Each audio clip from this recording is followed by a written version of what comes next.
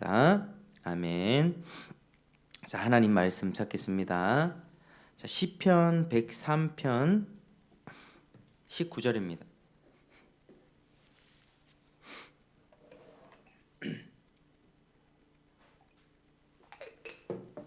시편 103편 19절.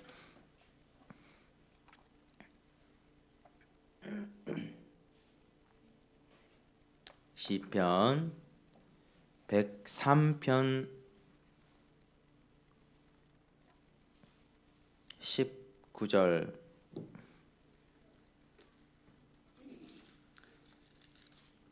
시편 103편 19절.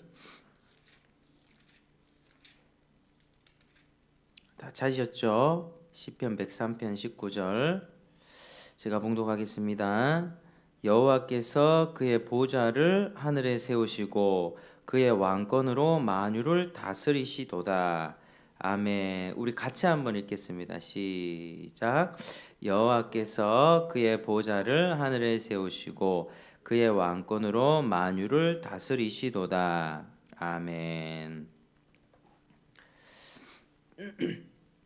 자, 우리가 지난 시간에는 우리 하나님의 작정에 관해서 우리 칠문을 한번 살펴보았습니다. 우리 칠문. 그러니까 하나님의 작정이 무엇이죠? 하나님의 작정은 그분의 뜻대로 계획하신 영원한 목적이다. 이렇게 말씀을 드렸습니다. 그리고 그 목적에 따라서 세상 만사를 자기의 영광을 위해서 미리 정하셨다. 이렇게 말씀하고 있습니다.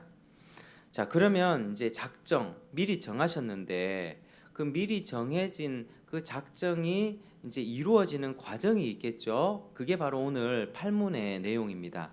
자, 오늘 주보 안쪽에 보시면 주보 안쪽에 팔문 있죠. 그 맨 밑에 보시면 있습니다. 그 팔문 한번 같이 읽겠습니다. 문답. 자, 문부터 시작. 하나님께서는 그분의 작정을 어떻게 이루십니까? 답 시작. 하나님께서는 그분의 작정을 창조와 섭리의 일로서 이루십니다. 아멘. 자, 오늘 말씀은 이제 하나님께서 작정을 이루시는데 어떻게 이루시는가? 창조와 섭리로 이루신다. 그래서 우리는 뭐 창조에 대한 내용들도 우리가 배우고 섭리라는 말도 많이 배우고 우리가 들었지만 오늘은 좀 더 구체적으로 섭리에 대해서 좀 배워보고자 합니다. 뭐 창조와 섭리로 이루신다, 이 말은 쉽지요. 사실은 이게 이해하기가 굉장히 어렵습니다. 사람의 지혜로는 그것을 알 지혜가 없죠. 우리의 지혜는 굉장히 유한하고 제한적이죠. 우리는 우리 운명이 어떻게 되는지도 모릅니다.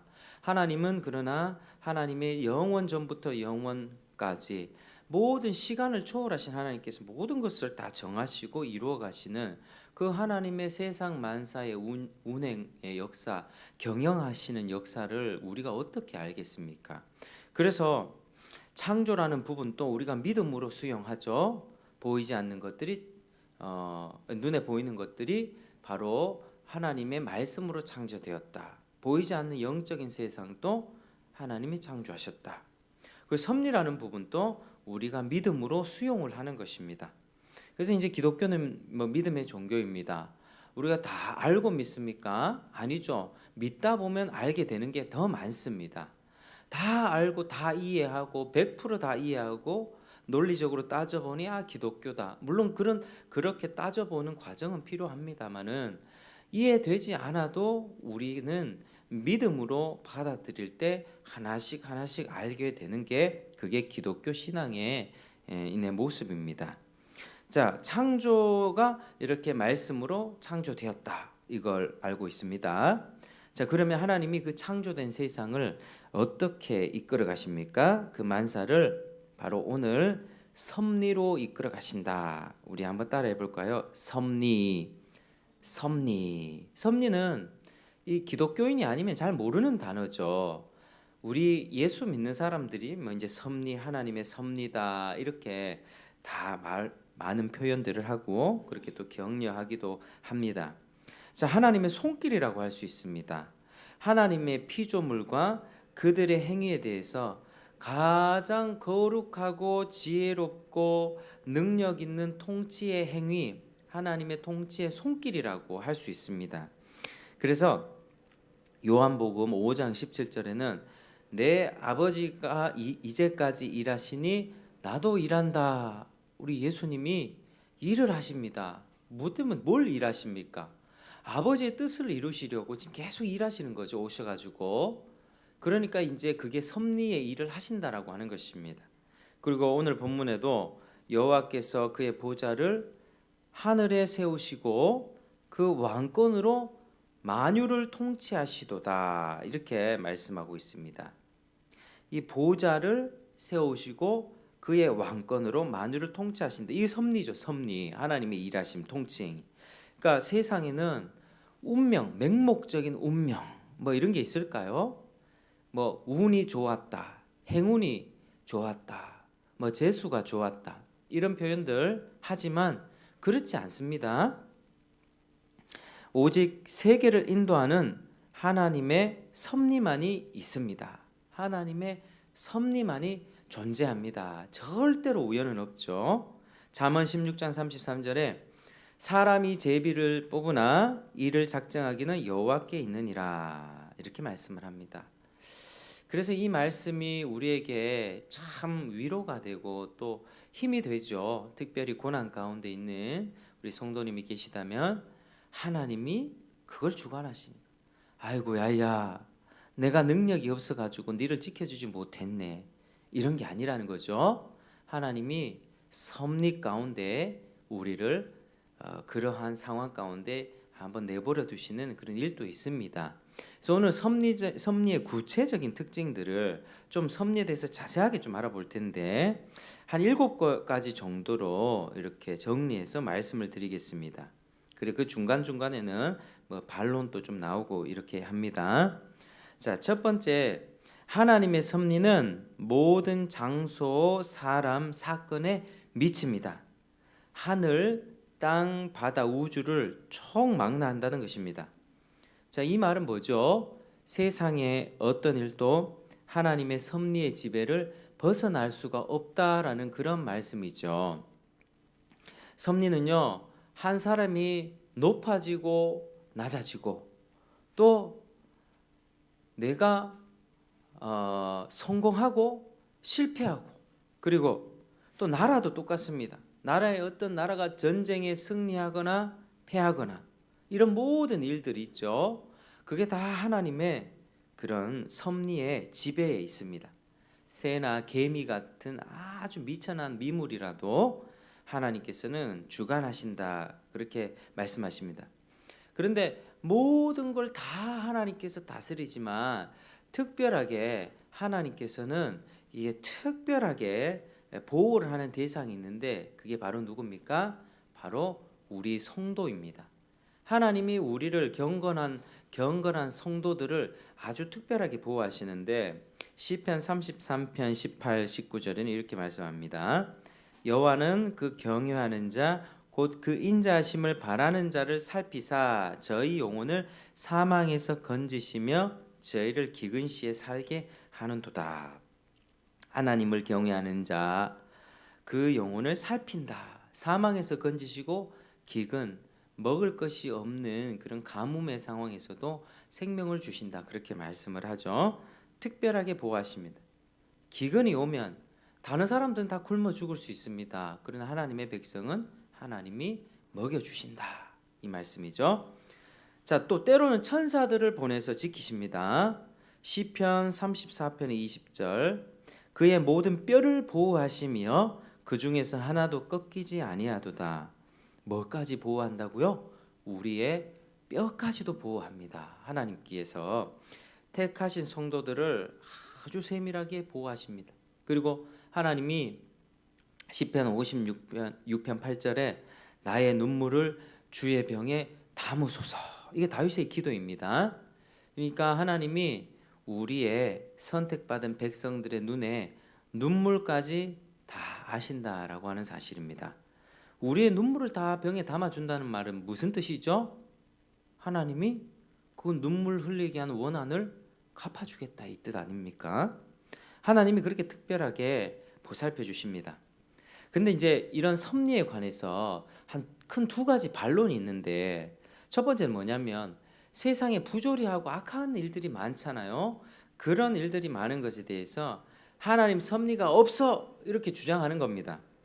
그 우리 눈에 부당하고 부조리하게 보이는 그런 일들이 정말 많죠. 정말 많이 있는데, 그런데 하나님이 그런 일도 그의 영광을 위해 사용하신다. 모든 것을 합력하여 선을 이루어 가신다는 말이죠. 자, 이런 신뢰가 있습니다. 하나님의 백성들이 밑도 끝도 없이 낮아질 때가 있습니다. 뭐 욥과 같은 경우, 욥은 정말 존경받던 족장이었거든요. 성문에서 사람들의 존경을 받고, 또 욥은 자신의 믿음과 신앙으로 불쌍한 사람 도와주고 했던 믿음의 사람이었는데, 욥이 밑도 끝도 없이 낮아지고 지나가는 개까지 웃는 그런 비참한 처지가 되었습니다. 근데 가장 선한 그들이 비천한 상태에 놓인다는 것은 부조리한 것 같죠. 참 의인이 잘 돼야 되는데, 믿음 좋은 사람이면 잘 풀려야 되는데, 때로는 그렇지 않는 일이 생긴다는 거죠. 그런데 이런 경우에 하나님은 낮추시는 섭리를 행하시는 겁니다. 그리고 그 마음의 교만을 드러내시고 겸손하게 만들 수가 있고, 그런 힘겨운 시간을 통해서 믿음과 인내를 보일 수가 있는 것입니다. 욥은요, 아무리 생각해봐도 우리 기준에는 잘못한 것이 없는 사람이었습니다. 거의 완벽한 사람이었습니다. 그 욥이 책망받았던 것이 무엇입니까? 하나님, 나 잘못한 것 없는데 왜 이렇게 나를 이렇게 힘들게 하십니까? 하나님, 내 죄를 좀 알게 해주십시오. 욥이 정말 그렇게 신중하게 살았던 사람이거든요. 그 욥이 이제 자꾸 그렇게 따지니까 그 세 명의 욥을 위로하러 왔던 세 명의 친구들은 인과응보만 생각하고, 그러니까 제한된 신학. 죄 지으면 벌 받는다. 죄 지으면 벌 받는다. 욥은 죄 지었다. 그러므로 욥은 죄를 지어서 벌은 받는다. 이런 식으로 결론을 낸 것이죠. 그래서 욥을 향해서 알지도 못하면서, 하나님의 섭리의 일을 알지도 못하면서, 욥, 너 뭐야? 지금은 미약하지만 너 나중에 심히 창대하게 될 거야. 너 회개해야 돼. 그러니까 식당에 내 시작은 미약하거나 나중은 창대하게 되리라. 이거 붙여놓고 우리 장사 잘 되게 해주십시오라고 그런 기도문으로 붙여놓는 것은 맥락에 맞지 않는 성경 구절을 뽑아 쓰는 것입니다. 말씀을 하나 딱 뽑아요. 좋은 말씀 나오면 기분 좋은데, 유다가 가서 목매어 자살하였더라, 이런 말씀 뽑히면 어떡합니까? 내가 마음이 괴로운데 자살하라는 뜻입니까? 그러면 또 말씀을 딱 펼쳤어요. 이거는 누군가의 이제 이야기입니다. 막 괴로워하는 사람, 누군가 이야기 말씀을 위로를 받고 싶어서 첫 번째는 뭐 유다가 자살한 이야기를 나왔습니다. 이건 아닌 것 같다. 다 뽑았습니다. 무슨 말씀? 어서 가서 너도 속히 행하라. 이 말씀이 나왔어요. 이게 잘못된 거죠. 하나님의 말씀은요, 제비뽑기나 뭐 점치는 것처럼 오늘의 운세 뽑듯이 딱 펼쳐가지고, 물론 하나님이 그렇게 역사하실 때도 가끔 있다고 생각을 합니다. 그런데 그게 통상적인 방법이 되어서는 안 되죠. 말씀에 맥락이 있습니다. 맥락. 그 맥락 가운데 이 말씀이 어떤 의미가 있고, 그 의미를 알아서 이런 상황에서 내 시작은 미약하지만 너는 나중에 창대하게 되리라. 이 빌닷 사람이, 잠깐만, 이게 이름이 생각 안 나는데 갑자기 뭐죠? 수아 사람 빌닷이죠. 수아 사람 빌닷이, 욥 너 죄 지었어. 하나님의 섭리의 일은 전혀 모른 채 너 죄가 많아서 그래. 하나님 모르죠. 그 하나님의 일을 모르고, 그러니까 나중에 하나님이 이 세 명에 대해서 지극히 분노하셨습니다. 욥이 기도해 주지 않았다면 이 세 명은 멸망했을 것입니다. 하나님이 이제 욥에게 이렇게, 욥이 자꾸 그렇게 따지니까, 하나님, 나 잘못한 거 없는데 제발 나타나서 내가 뭐 잘못했는지 알게 해주십시오. 그러니까 하나님이 어떻게 합니까? 하나님의 세상 창조의 역사를 다 말씀하십니다. 야, 내가 세상 만들 때, 하늘과 땅에 기초를 놓을 때 너 어디 있었냐? 너 바람이 어떻게 부는지 알아? 하늘에 우박 창고가 어떻게 만들어져 가지고 그게 내리고 그게 물로 내려와서 비가 내려와서 식물들이 결실을 맺고 그렇게 만물이 순환하는지 너 알고 있니? 어? 너 정말 알아? 구름이 어떻게 떠서 어떻게 지는 것이며 바다에 바닷물이 왜 땅을 넘지 않는지 그거 너 알고 있어? 막 하나님이 막 폭풍 가운데 나타나시 막 말씀하십니다. 그리고 욥이 그 말 딱 듣더니 어떻게 하죠? 욥이 주여 내가 티끌과 재 가운데서 회개합니다. 저는 무지한 인생이었습니다. 하나님을 몰랐습니다. 여러분, 욥이 죄를 많이 지어서 회개했습니까? 욥은 하나님의 그 오묘하신 섭리의 일, 나는 하나님을 다 알지 못하는구나.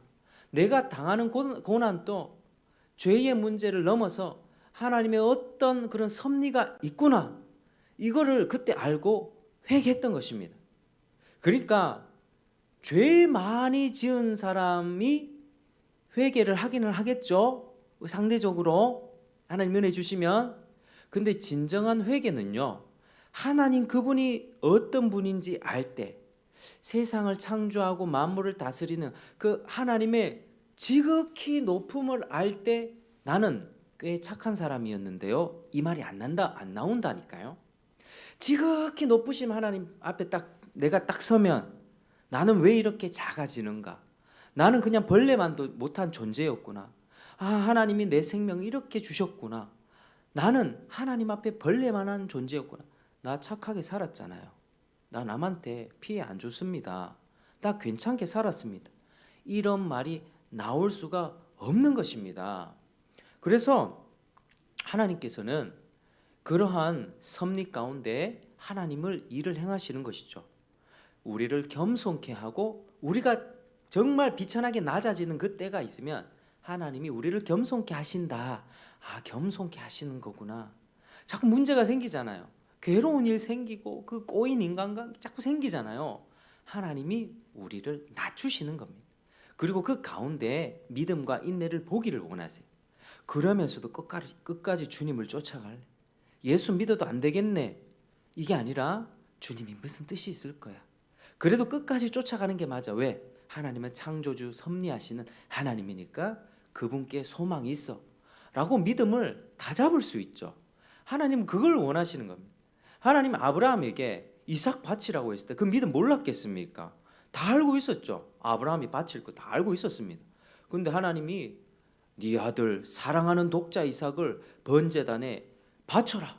아브라함이 네 하나님, 새벽에 일어나서 짐을 메고 이삭을 죽일 칼과 그런 번제단에 쓸 나무 조각들 가지고 칼로 자기 자식을 죽이려고 했던 거죠. 하나님이 뭐라고 하시는지 아십니까? 그건 보고 됐다 그만해라. 내가 이제야 네가 나를 경외하는 줄 알았노니 이렇게 말씀합니다. 그때 알았습니까? 하나님 왜 몰랐겠습니까? 하나님 우리 마음 다 아시죠. 어떻게 생각하고 어떻게 행동할까 하나님 다 아시는데 하나님은 그 믿음을 보기를 원하세요. 우리에게. 그러니까 우리가 고난 가운데 있을 때는 우리가 겸손한 마음으로 그럼에도 불구하고 남들이 다 욕해도 나 그러면도 예수 믿냐? 내 같으면 교회 떠나겠다. 예수 그 어딨냐? 이렇게 해도 아닙니다. 하나님께 끝까지 믿고 신뢰하며 주님이 내 인생을 변화시켜 주실 것이고 깊은 수렁과 웅덩이에 빠져 있다 할지라도 하나님 나를 끌어올리실 것이라는 그 믿음을 보기를 원하시죠. 그 믿음을 보여드리면 어떻게 됩니까? 하나님이 복을 막 부어주십니다. 하나님이 아브라함에게 그 이름 가운데 하나님의 이름으로 맹세하고 복을 내리시면서 정말 하늘의 별과 바닷가의 모래와 같은 너의 자손들이 그렇게 될 것이며 너로 인하여 모든 민족이 복을 받게 될 거다. 하나님이 복을 주셨어요. 이게 신앙생활의 묘미입니다. 내가 이만큼 했으니까 하나님 내만큼 복 줘야 돼. 자판기 500원 넣었으니까 500원짜리 나오고 1000원짜리 넣었으니까 1000원짜리 음료수 나오고 이거는요 일반 종교인들이 하는 행동이에요. 내가 이만큼 절에 갖다 바치고 이만큼 스님들 공양했으면 이 정도 돌아와야 되는 거 아닌가. 그 막연한 종교심으로 내가 give and take죠. 근데 생각해 보시죠. 우리 하나님 앞에 give 할 거 있습니까? give 드릴 거. 우리가 하나님 앞에 뭘 드립니까?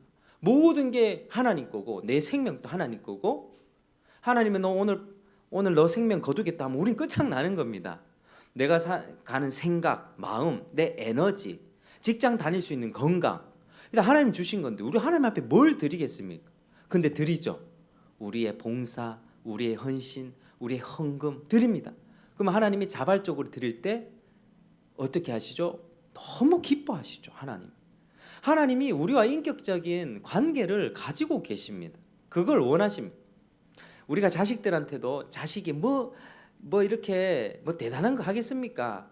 엄마 아빠를 위해서 고생하는 엄마 아빠를 위해서 뭐 설거지라도 한번 도와주려고 하고 아빠가 이렇게 열심히 일하고 있으면 아빠 물 한 잔 드세요. 제가 예전에 우리 아들인지 딸인지 모르게 포항에 가서 막 일을 하고 있는데 아빠 먹으라고 아이스크림을 탁 주더라고. 제가 그때 많이 울었습니다. 나는 맨날 뭐라만 했는데 참 네가 내보다 낫다. 많이 뭐라 해도 야 자식이 부모를 사랑하는 게 네가 내보다 나은 것 같다. 제가 그 생각이 한번 팍 들어가지고 그때 운 적이 있어요. 울면서 그 여보 옆에 있는 우리 아내가 여보 왜 이렇게 울어? 당신 같지 않게 왜 울어? 참 그런 마음들이요 있습니다. 근데 하나님이 그걸 원하시는 거예요. 하나님 뭐 기브 앤 테이크 모든 게 다 하나님 건데 하나님 뭐 우리랑 무슨 땅 따먹기 합니까? 하나님 우리 마음을 보기를 원하시고 우리와 인격적인 교제 마음을 나누시면서 하나님이 나 이 생명 이만큼 줬으니까 너도 네 생명 받 아니 이거 아니라니까요. 생명 바친 사람들은 다 자발적으로 바친 거예요. 자발적으로 내가 주님을 위해서 목숨 바치고 핍박 받으면서도 예수님 전하겠습니다. 가지 말라고 해도 가요. 아프리카 무슬림권에 그래서 죽임 당하고 있습니다. 기독교인 아닌 사람도 이해를 못하죠. 왜 그렇게 가는지. 근데 주님께서 우리를 얼마나 이 비천한 우리를 위해서 이 땅 가운데 내려오셔가지고 예수 그리스도의 인간의 몸을 입고 아기의 모습으로 오셔가지고 모든 아버지의 뜻을 계시하시고 나를 본 자는 아버지를 본 것이다. 아버지를 다 보여주셨습니다. 예수님을 통해서 아버지와 관계가 회복되는 거죠. 끊어졌던 관계가 회복되는 하나님과 멀어졌던 그 인생이 집 나간 청소년이 엄마 품에 돌아오는 것 그 하나님이 얼마나 기뻐하시는지 아십니까? 하나님이 한 영혼이 하나님 알지 못하는 한 영혼이 죽게 돌아오면 천국에서 잔치를 벌인다고 합니다. 예수님 잘 믿고 있는 99명의 의인들의 영혼보다 한 명 그 타락하고 방탕한 그 죄인 자식이 집 나간 자식이 돌아와서 아버지 내가 잘못했습니다. 이렇게 고백하고 돌아오는 것을 하나님은 더 기뻐하십니다. 신앙생활 하면서 하나님의 마음을 좀 더 알아가기를 축복합니다. 하나님은 그런 분이세요. 하나님이 인격신이지 정말로 딜하고 어떤 부분에 나는 이만큼 받아내야 돼. 그런 식의 사고방식이 있으면요. 정말 하나님이 어떤 부분에 내 인생을 낮추시고 내가 시험에 떨어지고 직장이 잘 안 풀리고 결혼 생활에 문제가 생기고 하잖아요. 뭐가 생기는지 아십니까? 분노가 생겨요. 내가 이만큼 섬겼는데 하나님! 근데 그거 하나님을 반역하는 죄거든요. 그래서 하나님의 섭리를 우리가 아는 것이 매우 중요합니다. 자, 반대로 악인들이 형통한 경우가 있습니다. 우리는 한없이 낮아지는데 저 인간은 너무 잘 돼. 예수 안 믿고 맨날 나를 공격하는 너무 부당하죠. 불의하게 느껴지죠. 그런데 하나님은 때때로 그거를 기쁘게 여기실 때가 있습니다. 왠지 아십니까? 하나님께서 당신의 교회를 보호하고 단련하고 순결하게 정화시키기 위해서 그 악인들의 악을 놔두십니다. 교회를 공격하도록 신자들을 괴롭히도록 때로는 내버려 두십니다. 어거스틴이라고 하는 위대한 교부가 이렇게 얘기했죠. 우리는 악인에게 신세를 지고 있으니 그들은 본의 아니게 우리에게 선을 베푸는 셈이다. 우리가 세상에서 미움받고 공격받는다 할지라도 절대 당황하거나 아니면 총칼을 들고 주먹을 맞서 싸울 태세는 버리십시오. 당연하다 생각하고 그냥 우리는 우리 갈 길 가면 됩니다. 하나님께서는 우리를 단련하길 원하세요. 우리 남자들, 젊은 우리 청년들 막 근육 만들려고 운동하지 않습니까? 근육이 어떤 원리로 커지는지 아십니까? 근세포가 찢어져요. 큰 걸 들면 찢어지는데 그게 찢어지면 젖산이 생기면서 막 아파요. 근데 거기다 단백질이라고 하는 영양분을 공급해주면 그게 단백질이 약이 되면서 그게 큰 벌크가 되는 겁니다. 우리는 찢어져야 성장합니다. 우리 삶에 괴로움이 있잖아요. 내가 괴로워야 남의 아픔도 알고 내가 지옥에 내려가 봐야 지옥을 겪는 사람들의 아픔을 압니다. 그래서 하나님께서는 때로는 그런 정말 고약한 사람, 정말 마귀 귀신과 그런 사탄 같은 사람들을 붙여주셔가지고 나를 괴롭게 하는 이유가 하나님이 나를 단련시키기 위해서 그렇게 하시는 것입니다. 그게 하나님의 섭리죠. 그래서 그런 시간들이 마치고 나면 우리는 어떻게 기도할 수 있죠? 하나님, 그때 왜 그 가시 같은 인간? 이게 아니죠. 하나님, 지나고 와보니까 그 가시 같은 사람 때문에 내가 굳은 살이 생겼네요. 내 마음에 굳은 살이 생겨서 이제는 어떤 사람이 찔러도 내가 덤덤하게 온유하게 반응할 수 있는 믿음의 근육이 생겼네요. 그러면 믿음의 여유가 생기잖아요. 그러면 그 사람에게 고맙게 생각되는 그때가 있습니다. 참 고마워. 그러니까 세상 사람은 이해를 못하죠. 하나님의 섭리를 알고 그 섭리로 이끌림을 받아서 믿음이 성장한 사람만이 이런 여유가 있습니다. 원수를 축복하고 원수를 사랑할 수 있게 되죠. 근데 그 과정은 굉장히 힘든 과정입니다. 그게 하나님의 섭리라고 하는 것입니다. 정말 이런 섭리에 대한 신학적인 이 가르침을 배우고 공부하다 보면 이런 것들 성도님들에게 막 나눠주고 싶은 거예요. 신앙생활 이렇게 하는 겁니다. 저도 못하는 부분이 있지만 원리잖아, 원리. 저도 실패하고 떨어지고 잘못할 때 있지만 이 하나님의 일하심이 이렇다. 우리는 이렇게 살아가야 된다. 이런 게 목사의 즐거움이고 감격이에요. 감격. 자, 그 섭리교리에 대한 두 번째 반론이 있는데, 자, 하나님의 모든 일들에 관여하셨다면, 특별히 악한 일에 관여하셨다면 인간들의 범죄에도 책임이 있는 것 아닙니까? 따지는 거. 그런 주장 있습니다. 그거 틀린 겁니다. 하나님이 죄를 짓게 한 거 절대 아닙니다.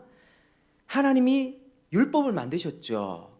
대표적으로 십계명 만드셨습니다. 십계명을 만들어 놓고 그 율법을 무너뜨리는 죄에 참여한다는 것은 말이 되지 않죠. 하나님은 죄를 허락은 하셨지만은 그 죄에 직접 참여하지는 않았습니다. 성경에서 하나님이 바로의 마음을 강팍하겠다 이렇게 하거든요. 바로 아시나요? 바로 아시죠? 바로가 이스라엘 백성을 꽉 자기들의 노예로 붙잡아 주고 풀어주지 않는 거예요. 너희들은 다 내 종이야.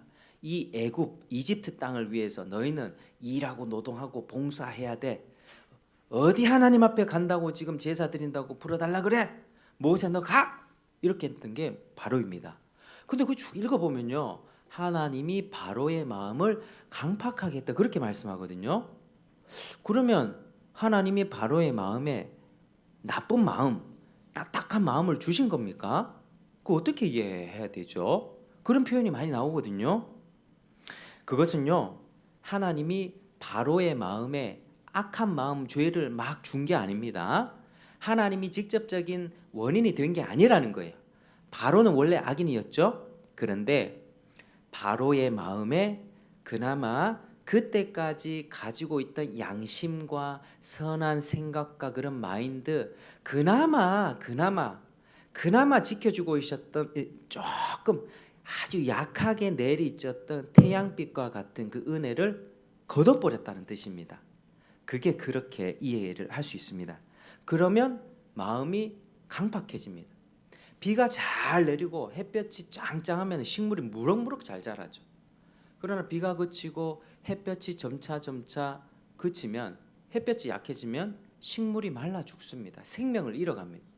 하나님이 바로의 마음에 은혜를 거두신 겁니다. 악인들이라도 지 자식은 사랑하죠. 도둑놈이라도 도둑질해 갖고 누구 줍니까? 지 자식 줍니다. 근데 그런 양심, 자기 자식 정도는 보살필 수 있는 그 양심을 하나님이 주셨거든요. 이 도둑놈이 하나님이 은혜를 확 걷어버리면은 자기 자식도 삶아서 죽입니다. 그럽니다. 그게 바로 인간의 죄악성. 우리는 하나님이 은혜의 빛을 받지 않으면 우리도 김정은이와 같은 독재자가 될 수 있다. 항상 기억하셔야 됩니다. 남을 비판하지 말라. 왜? 우리 비판하는 그 마음의 뿌리가 우리에게 있기 때문이죠. 그 마음에 하나님이 우리에게 양심으로, 율법으로, 말씀으로, 성령으로 가르쳐 주기 때문에 우리가 여기까지 점잖하게 여기 이렇게 앉아 있는 것입니다. 우리 마음이 요즘에 좀 어떠세요? 마음이 좀 강팍해지고 있지는 않습니까? 마음이 악해지고 죄를 좀 더 잘 짓는 혹시 그런 모습이 있지 않습니까? 그것은 하나님이 우리 마음에 죄를 주입한 것이 아니라 하나님의 공급하시는 은혜가, 하나님의 은혜의 공급이 떨어진 것입니다. 그래서 우리 마음에 혹여나 그런 모습들이 있다면 어떻게 기도해야 될까요? 하나님, 은혜를 공급해 주십시오. 하나님, 내가 죄를 미워하고 거룩하게 살 수 있는 능력을, 하나님의 태양빛을 더 강하게 비춰 주십시오라고 기도하는 것이 옳습니다. 그래서 기도 생활이 너무 중요합니다. 우리 성도님들 새벽 예배 나오셔서 기도하시는 분들도 계시고 또 집에서도 기도하시는데 기도를 멈추지 마시길 바랍니다. 기도 없으면 이 끝이 나요. 기도 없으면 점차 내 생각이 세상 생각, 내 중심적인 생각으로 어느새 쫙 옵니다. 기도할 때는요, 어려운 일 당할 때 어떻게 생각하죠? 아, 하나님이 기도하라는 거구나. 나 엎드려야지. 기도를 안 하고 있다가 어려운 일 당하면 어떻게 됩니까? 어려움을 준 그 사람 비난하게 됩니다. 너 왜 내한테 그랬어? 하나님을 생각하기보다 그 상황 탓, 사람 탓하게 되는 것이 그게 사람의 죄성입니다. 그래서 기도하는 정말 우리가 되길 바랍니다. 하나님은 우리에게 죄를 주입하시는 분이 아니세요. 어떤 경우라도 악을 조장하거나 만들어내는 분은 아니죠. 사람은 스스로 죄를 짓습니다. 우리도 똑같은 사람인데 하나님이 은혜의 빛을 비춰주셨기에 우리가 생명을 얻고 하나님 말씀에 반응하고 맞아, 하나님 말씀에 이거 하지 말라 그랬지. 이 깨달음이 어디서 옵니까? 성령님이 깨우쳐 주시는 거죠. 말씀 듣고 원수 사랑해라 이런 거 못해, 이게 아니죠. 그래, 한번 사랑해보자 이런 것입니다. 섭리가 참 복잡하죠. 그런데 섭리하시는 하나님이 참 놀랍죠. 섭리에 관한 두 번째 특징 말씀드리겠습니다. 우리가 보기에 무심코 일어난 우발적인 사건으로 보이는 일들도 하나님의 섭리입니다. 성경을 보면 어떤 왕이 아하시아인가요? 그 다락 난간에서 떨어져서 죽었다. 누군가가 툭 떨어지는 거 죽었다. 열왕기상 22장 보면 한 사람이 전쟁 중에 우연히 활을 착 당겨서 활을 톡 쏩니다. 우연히 딱 쐈는데 누가 맞았는지 아십니까? 아합 왕이 딱 맞아요. 그런데 아합 왕은요, 자기가 죽기 싫어서 자기 왕복을 벗고 그냥 평상복 있죠. 그냥 보통 사람들 인민복을 그렇게 입고 그렇게 전쟁에 나갔습니다. 왕복은 누구한테 입혔냐면 저기 여호사밧 왕이라고 유다 왕한테 입혀놓고 자기는 일반 병사인 것처럼 하면 그렇게 안 죽으려고 했더니 한 사람이 우연히 활을 쏘서 딱 놨더니 그 사람이 맞은 거예요. 이게 관역을 맞춰서 쏜 것도 아니죠. 그런데 그렇게 죽었습니다. 그러니까 우연처럼 보이는 일들도 다 하나님의 섭리. 내가 갇혀도 지나가다가 돌불이 걸려서 다쳤다. 다 하나님 섭리가 있습니다. 섭리가. 우연은 없습니다. 자, 세 번째, 하나님의 섭리는 우리의 행위 규범으로 삼아서는 안 되는 것입니다. 자, 이게 뭔 말이냐면요, 섭리가 우리 행위 규범이 되어서는 안 된다는 것은, 자, 이제 다 죄를 지어요. 내가 죄를 많이 지었어요. 근데 결과적으로 내가 죄를 많이 지어서 하나님 앞에 돌아오게 됐습니다. 하나님, 난 죄를 진짜 많이 지은 사람입니다. 은혜를 받았죠. 그래서 이제 이 사람이 이렇게 생각합니다. 아, 내가 죄를 많이 지어가지고 은혜를 받았으니까 내가 은혜를 더 받으려면 죄를 더 많이 지으면 되겠구나. 이렇게 생각하는 거 잘못됐다는 거죠. 은혜를 더하려고 죄에 더 거하게 하겠느냐? 이 절대 될 수 없다는 겁니다. 우리는 은혜를 받으려면 내가 죄를 더 많이 짓는 방향으로 연탄 공장에 가가지고 더러운 공장에 내 몸을 뒹굴고 노숙자처럼 살아야지 은혜 받는 게 아니고요. 내가 반듯한 모범생으로 살았다 해도 하나님이 은혜의 빛을 비춰주셔야 합니다. 그게 은혜 받는 원리이죠. 그러니까 나는 회개 많이 하고, 제가 그랬다니까요. 중고등학교 시절에 내 착하게 살았던 그냥 생각이 들어서 아무리 생각해도 교회 가면 죄인 회개하라 하는데 나는 나쁜 짓을 안 한 것 같아요. 그래서 나도 가출하고 나쁜 짓 해야 되나? 진짜 뭐 저렇게 나쁜 짓 하는 친구들처럼 막 그렇게 살아야, 탕자처럼 방탕하게 살아야지 하나님 은혜 주시나? 이래 생각했습니다. 그 생각 잘못됐다는 거죠. 그러니까 좀 안타까운 얘기인데요. 중고등학교 이렇게 사역하다 보면 우리 어머님들 중에 이제 방황하는 자식 있죠. 방황하는 자식이 사실은 잡기 너무 힘들잖아요. 힘든데 언젠가 돌아오겠죠. 뭐 저도 그렇게 돌아왔으니까 이렇게 하면서 그냥 가만히 내버려 두는 경우가 있습니다. 하나님 은혜 주시겠죠. 근데 은혜 주실까요? 그 죄 짓는 자식 은혜 주실 거야 하면서 정말 눈물로 기도하고 있을까요? 내가 정말로 눈물로 기도하고 권면하고 너 교회 나와야 돼 이렇게 해도 될똥말똥한데 그냥 이제 마음을 다 놔버린 겁니다. 마음을 다 놔버린, 이제 더 이상 안 된다는 걸 알아요. 내 말과 권면과 아무리 동원해봐도 안 돼요. 전도사님이 찾아가도 안 되고. 그럼 이 부모가 지치죠. 마음을 놔버리고 하나님 은혜 주시겠죠. 뭐 죄 많이 지었다면 또 돌아오게 하시겠죠. 근데 그 마음은 알겠는데 안 돼서 그렇게 마음을 놔버리는 거 아는데 그 잘못된 생각입니다. 그 하나님이 안 돌아오게 해주시면 어떡합니까?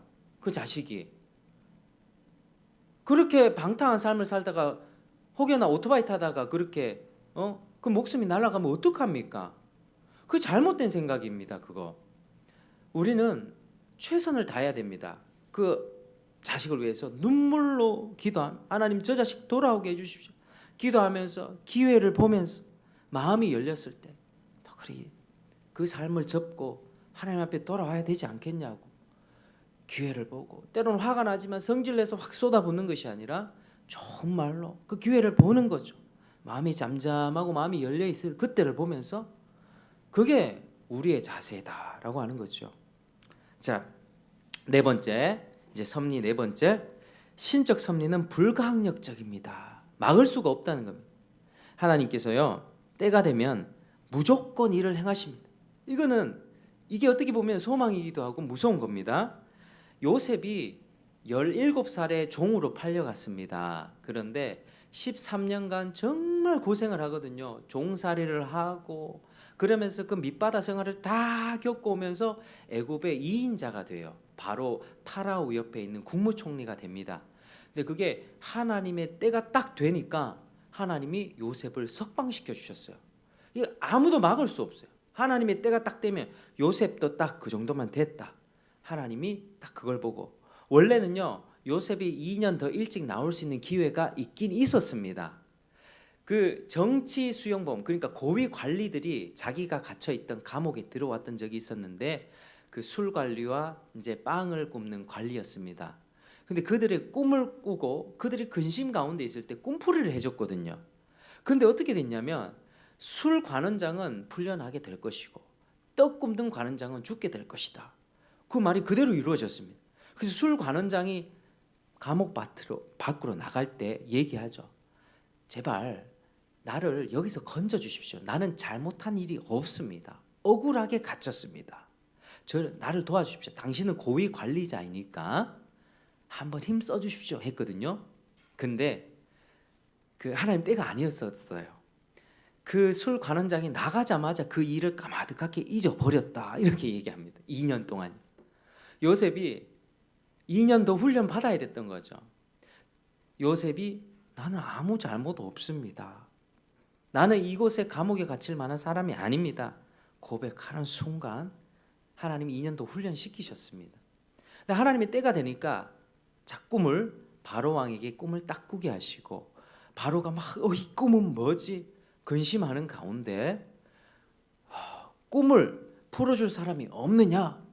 이때 술 관원장이 바로 왕이시여 2년 전에 제가 감옥에 갇혔지 않습니까? 그 감옥에 갇혔을 때 아주 신통하게 꿈풀이를 하는 사람이 있었습니다. 그래? 그 사람 데려오너라. 그때 요셉이 갔던 것이죠. 하나님의 때가 그때 딱 찼던 것입니다. 요셉도 아직 2년 동안 훈련 받아야 될 게 더 있습니다. 자기는 아무 잘못 없어요. 이게 아니라 모든 것이 하나님의 섭리하에서 자기의 의로움이라고 하는 것을 완전히 비우는 그 시간이 더 필요했던 것이죠. 하나님의 때가 되면 이스라엘도요, 나중에 우상 숭배를 너무 많이 하니까 하나님이 바벨론을 쳐서 데리고 갑니다. 나라를 없애버립니다. 우리 일본에게 식민지 통치 당했죠. 나라가 없었죠. 그런데 유다인도 그렇게 나라를 뺏겼는데 70년이 딱 되니까 하나님이 풀어주십니다. 놀라운 거는요, 하나님이 70년이 차면 너희를 돌려보낼 거야. 그러니까 바벨론한테 저항하지 마. 바벨론한테 항복해. 그리고 그 땅 가서 안전하게 자식 놓고 살고 있어. 지금 이 땅은 더러워져서 내가 청소하는 시간이야. 안식하는 연으로 70년을 내가 이 땅을 깨끗이 할 테니까 너희는 그 땅 가운데 나라 없는 백성으로 서름을 당하면서 너희 회개하고 있어. 하나님이 70년째 딱 돌려보내십니다. 얼마나 위대합니까? 69년째도 아니에요. 70년 딱 됐을 때 하나님의 일하심이 놀랍습니다. 그래서 불가항력적, 뭔가 하나님의 때를 기다리고 있습니까? 하나님의 때가 되면 반드시 이루어집니다. 그걸 소망하고 믿으십시오. 근데 우리는 몰라요. 그 인내하는 과정 가운데 눈물도 흘려야겠고 좀 괴로움이 있을 것입니다. 근데 하나님의 때가 반드시 있습니다. 내 주변에 누구의 구원이라든지 어떤 꼬인 문제라든지, 그런데 그것이 내 인생 가운데 내 인생의 어느 지점에 하나님이 열어주실 수도 있고요, 내가 죽고 나서 열릴 수도 있습니다. 그런 경우가 있습니다. 그래서 우리는 하나님만을 신뢰하면서 살아가야 되는 것이죠. 그게 우리의 태도입니다. 자, 5번째, 하나님의 섭리가 그 약속과 상반되는 것처럼 보여도 하나님을 신뢰해야 됩니다. 자, 하나님은 다윗에게요, 왕의 자리를 허락하셨습니다. 너를 왕으로 삼을 거야. 그런데 일이 꼬여요. 하나님이 다윗에게 왕관을 딱 씌워준 게 아니고 도망자가 되게 하세요. 그러니까 하나님의 약속이 이 정반대로 가는 것 같은 느낌이 듭니다. 사울은 계속 뒤쫓아옵니다. 다윗 저거 죽여 없앨 거야. 너 때문에 내 나라가 서지 않아. 다윗은요, 왕으로 부름받았지만 다윗 역시 10몇 년을 도피 생활을 하면서 고난을 당하게 됩니다. 그래서 하나님이 그를 훈련시키셨죠. 하나님의 약속은요, 긍정적이고 행복하고 해피하고 기분 좋은 방향으로만 되지는 않습니다. 때로는 되게 어려운 과정을 통해서 뼈를 깎는 그런 고통, 가슴이 울먹하고 꽉 막히고 스트레스가 오고 이런 과정을 통해서 이루어집니다. 근데 마지막에 그 때가 이루어질 때는 행복해요. 마지막에 그 과정은 절대 보장 못합니다.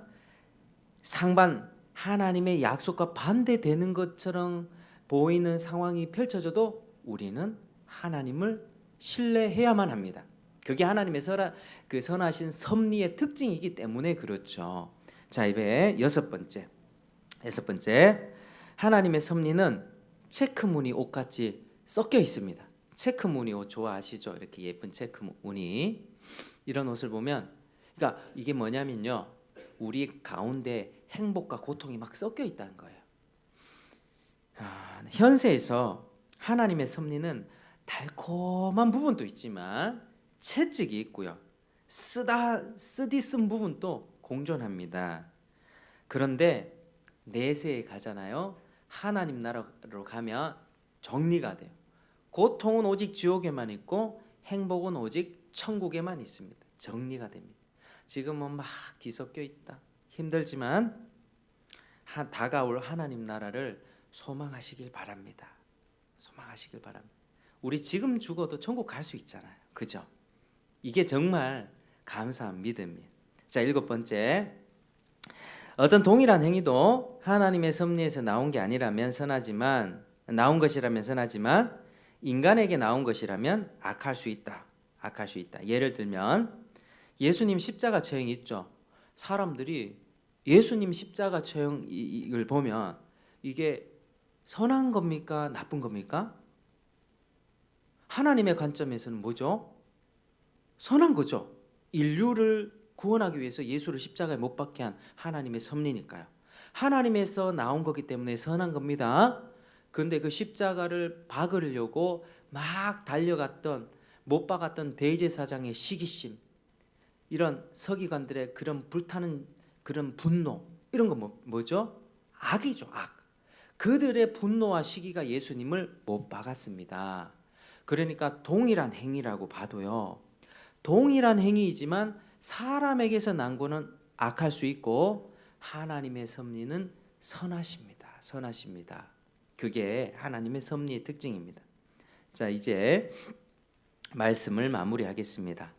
자, 이 섭리를 아니까 이제 우리가 어떻게 살아가야 될지 좀 위로를 받으십니까?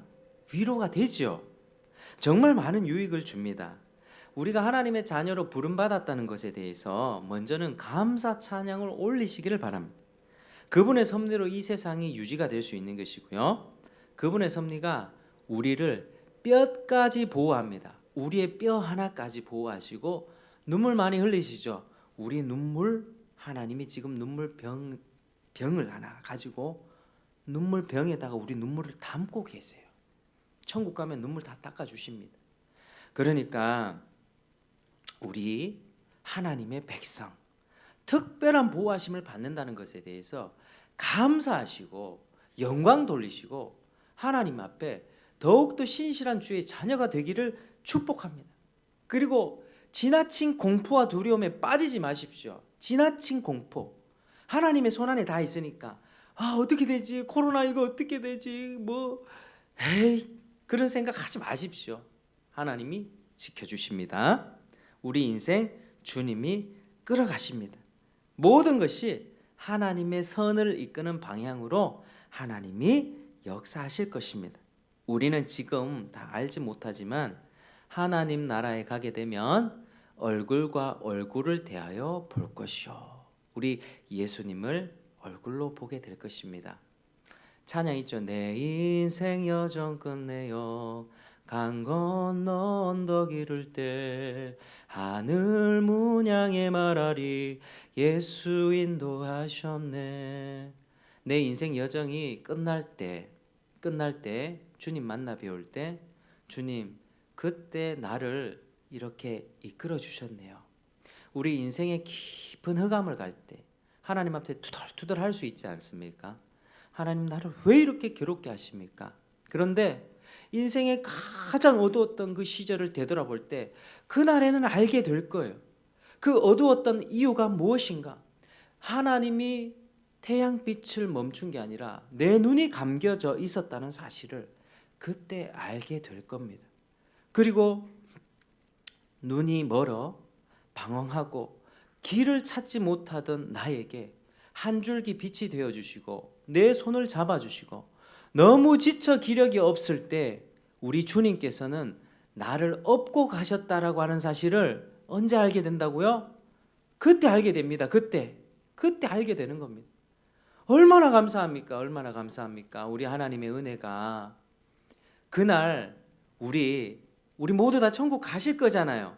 천국 가서 천국에서 우리 만나보면서 정말 우리 그렇게 인사했으면 좋겠어. 하나님 앞에 영광도 돌리고, 하나님 정말 감사합니다.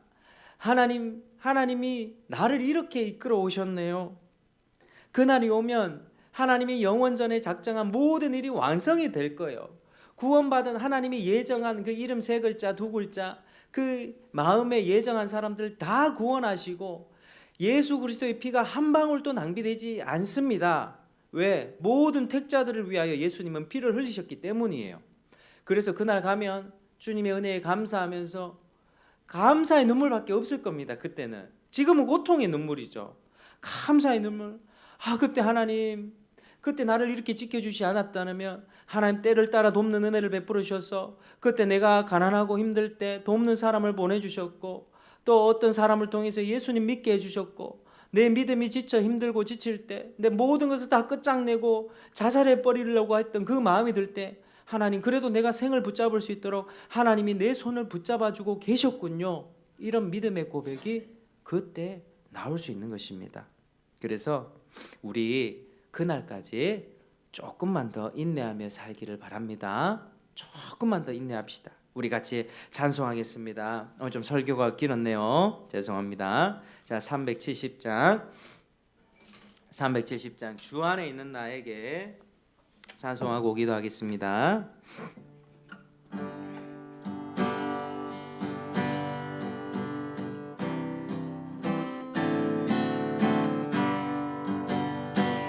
주 안에 있는 나에게 난 근심이 있으랴. 십자가 밑에 나가 내 짐을 풀었네. 주님을 찬송하면서 할렐루야 할렐루야. 내 앞길 멀고 엄해도 나 주님만 따라가리. 그 두려움이 변하여 내 기도 되었고, 전날의 한숨 변하여 내 노래 되었네. 주님을 찬송하면서 할렐루야 할렐루야. 내 앞길 멀음에도 나 주님만 따라가리. 내 주는 자비하셔서 늘 함께 계시고, 내 궁핍 밤을 아시고 늘 채워주시네. 주님을 찬송하면서 할렐루야 할렐루야. 내 앞길 멀고 엄해도 주님만 따라가리. 우리 같이 기도하겠습니다. 말씀드리면서 우리 인생 여정이 끝날 때까지 하나님을 신뢰하기 원합니다. 죄를 버리고 하나님 불평불만하지 않고 내 상황 가운데 받아들이면서 하나님께 충성하며 주님을 신뢰하며 끝까지 순종하며 살아가는 우리가 될 수 있도록 같이 기도하시고, 또 1월 31일 날 우리 행사를 위해서, 그 행사를 통해서 또 믿지 않는 영혼들, 또 우리와 함께 할 수 있는 복음 영광교회 함께 할 수 있는 그런 하나님 사람들을 보내주시옵소서. 같이 우리 기도하시겠습니다. 아버지 감사합니다. 은혜를 베풀어 주시옵소서. 하나님 주님께서 우리에게 크신 은혜를 베풀어 주셨습니다. 섭리로서 이끌어 주시니 감사합니다. 하나님 아버지요, 아버지 끝까지 주님을 신뢰하며 인생 가운데 어렵고 힘든다 할지라도 주님만을 신뢰하면서 살아갈 수 있도록 도와주시옵소서. 주님만을 의지하며 아버지여 모든 어려운 상황 속에서도 믿음을 잃지 않고 아버지 하루하루 인내하며 주님 나라 갈 때까지 아버지 인내하며 살 수 있도록 도와주시옵소서. 아버지여 도와주시옵소서. 아버지 주님 은혜를 베풀어 주시오. 주여 아버지 그리고 30일 행사를 통해서 많은 사람들 함께 은혜 받고 또 이 교회 가운데 함께 섬겨갈 수 있는 사람들도 주님 보내주시고 아버지 모두가 위로되고 하나님 은혜를 보내 하나님 아버지 시간 될 수 있도록 도와주시옵소서. 아버지 감사합니다. 4절 내 주와 맺은 언약을 영불변하시니 그 나라 가기까지는 늘 보호하신 그 나라 가기까지는 그 나라 가기까지는 늘 보호하시 다시 한번 그 나라 가기까지는 늘 보호하시네. 주님을 찬송하면서 할렐루야 할렐루야 내 앞길 멀고 엄해도 나 주님만 따라가리. 주님을 찬송하면서 할렐루야 할렐루야 내 앞길 멀고 엄해도 나 주님만 따라가리. 주님을 찬송하면서 할렐루야 할렐루야 내 앞길 멀고 엄해도 나 주님만 따라가리. 내 앞길 멀고 엄해도 나 주님만 따라가리. 아멘. 기도하겠습니다. 하나님 아버지 참으로 감사합니다. 오늘 하나님의 섭리에 대해서 또 구체적으로 알게 하시니 감사합니다. 하나님 아버지 하나님의 섭리를 인정하며 사는 신앙인들 되길 원합니다. 정말 아버지여 가볍게 바람에 나는 겨와 같이 이리저리 흔들리는 신앙이 되지 않기 원합니다. 하나님의 그 마음을 알고 하나님이 우리를 얼마나 사랑하시고 우리를 특별하게 보호하시는가 정말 하나님이 베풀어 주신 은혜에 감사드립니다. 하나님 아버지 우리의 영혼을 정말로 확장하여 주시고 천국 가는 그날까지 인도하여 주시니 감사합니다.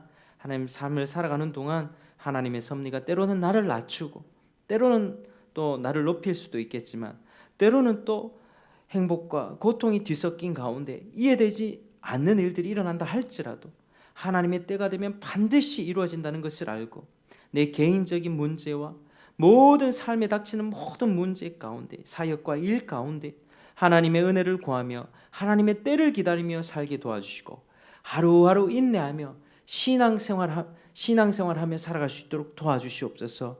아버지 주님을 신뢰하는 마음 놓치지 않게 도와주시고 늘 하나님 품 안에 살아갈 수 있는 우리가 될 수 있도록 주님 역사하여 주시옵소서. 하나님 이번 한 주간 또 우리의 삶에 크신 은혜 베풀어 주셔서 주님과 동행하게 하시고 매일 말씀과 기도로 깨어있는 저희가 될 수 있게 도와주시옵소서. 예수님 이름으로 기도합니다. 아멘. 하늘에 계신 우리 아버지여 이름이 거룩히 여김을 받으시오며 나라가 임하시오며 뜻이 하늘에서 이루어진 것 같이 땅에서도 이루어지이다.